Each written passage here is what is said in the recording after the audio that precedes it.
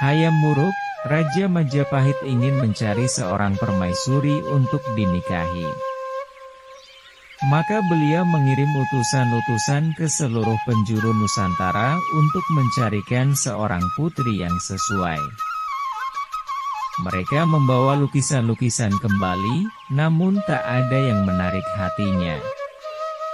Maka Prabu Hayam Wuruk mendengar bahwa putri Sunda cantik dan beliau mengirim seorang juru lukis ke sana. Setelah ia kembali maka diserahkan lukisannya. Saat itu kebetulan dua orang paman Prabu Hayam Wuruk, Raja Kahuripan dan Raja Daha berada di sana hendak menyatakan rasa keprihatinan mereka bahwa keponakan mereka belum menikah. Maka Sri Baginda Hayam Wuruk tertarik dengan lukisan putri Sunda. Kemudian Prabu Hayam Wuruk menyuruh Madu, seorang mantri ke tanah Sunda untuk melamarnya. Madu tiba di tanah Sunda setelah berlayar selama 6 hari kemudian menghadap Raja Sunda. Sang Raja senang, putrinya dipilih Raja Majapahit yang ternama tersebut. Tetapi putri Sunda sendiri tidak banyak berkomentar. Maka Madu kembali ke Majapahit membawa surat balasan Raja Sunda dan memberitahu kedatangan mereka. Tak lama kemudian mereka bertolak dari Sunda disertai banyak sekali iringan. Ada 200 kapal kecil dan jumlah totalnya adalah 2000 kapal, berikut kapal-kapal kecil. Namun ketika mereka naik kapal, terlihatlah pratanda buruk.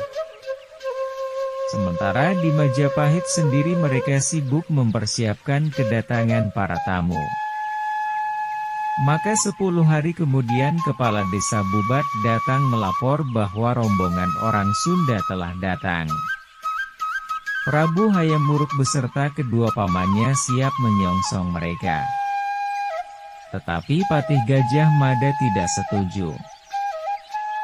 Ia berkata bahwa tidaklah siokianya seorang Maharaja Majapahit menyongsong Raja Sunda yang seharusnya menjadi raja bawahan. Siapa tahu dia seorang musuh yang menyamar. Maka Prabu Hayam Wuruk tidak jadi pergi ke Bubat menuruti saran Patih Gajah Mada.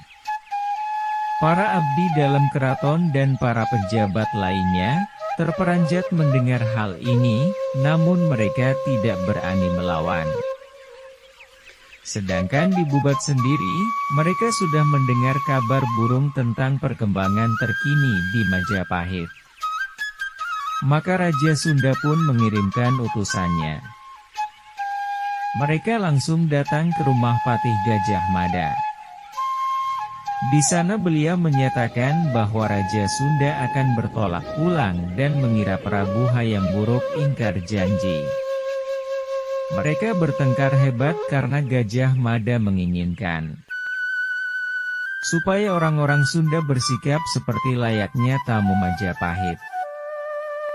Hampir saja terjadi pertempuran di Kepatihan kalau tidak ditengahi oleh Semaranata, seorang pandita kerajaan. Maka berpulanglah utusan Raja Sunda setelah diberitahu bahwa keputusan terakhir Raja Sunda akan disampaikan dalam tempo 2 hari. Sementara Raja Sunda setelah mendengar kabar ini tidak bersedia menjadi negara bawahan Majapahit. Maka beliau berkata memberitahukan keputusannya untuk gugur seperti seorang satria. Demi membela kehormatan, lebih baik gugur daripada hidup tetapi dihina orang Majapahit. Para bawahannya berseru mereka akan mengikutinya dan membelanya. Kemudian Raja Sunda menemui istri dan anaknya dan menyatakan niatnya dan menyuruh mereka pulang. Tetapi mereka menolak dan bersikeras ingin tetap menemani sang raja. Maka semua sudah siap siaga Utusan dikirim ke perkemahan orang Sunda dengan membawa surat yang berisikan syarat-syarat Majapahit. Orang Sunda pun menolaknya dengan marah dan pertempuran tidak dapat dihindarkan. Tentara Majapahit terdiri dari prajurit-prajurit biasa di depan, kemudian para pejabat keraton, Gajah Mada dan akhirnya Prabu Hayam Wuruk dan kedua pamannya. Pertempuran dahsyat berkecamuk, pasukan Majapahit banyak yang gugur. Tetapi karena kalah jumlahnya, akhirnya hampir semua orang Sunda dibantai. Raja Sunda ditewaskan oleh besannya sendiri, Raja Kahuripan dan Daha. Titar adalah satu-satunya perwira Sunda yang masih hidup karena pura-pura mati di antara mayat-mayat serdadu Sunda. Kemudian ia lolos dan melaporkan keadaan kepada Ratu dan Putri Sunda. Mereka bersedih hati dan kemudian sesuai ajaran Hindu mereka melakukan belapati, bunuh diri. Semua istri para perwira Sunda pergi ke medan perang dan melakukan bunuh diri massal di atas jenazah-jenazah suami mereka. Prabu Hayam Wuruk merasa cemas setelah menyaksikan peperangan ini. Ia kemudian menuju ke pesanggaran Putri Sunda. Tetapi Putri Sunda sudah tewas. Maka Prabu Hayam Wuruk pun meratapinya ingin dipersatukan dengan wanita idamannya ini. Setelah itu, upacara untuk menyembahyangkan dan mendoakan para arwah dilaksanakan. Tidak selang lama, maka mangkatlah pula Prabu Hayam Wuruk yang merana.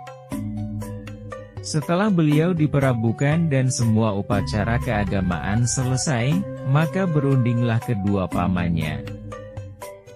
Mereka menyalahkan Gajah Mada atas malapetaka ini. Maka mereka ingin menangkapnya dan membunuhnya. Kemudian bergegaslah mereka datang ke kepatihan. Saat itu Patih Gajah Mada sadar bahwa waktunya telah tiba. Maka beliau mengenakan segala upakara, perlengkapan, upacara dan melakukan yoga samadhi. Setelah itu beliau menghilang, moksa, tak terlihat menuju ketiadaan, niskala. Maka Raja Kahuripan dan Raja Daha, yang ke negara mereka karena Majapahit mengingatkan mereka akan peristiwa memilukan yang terjadi.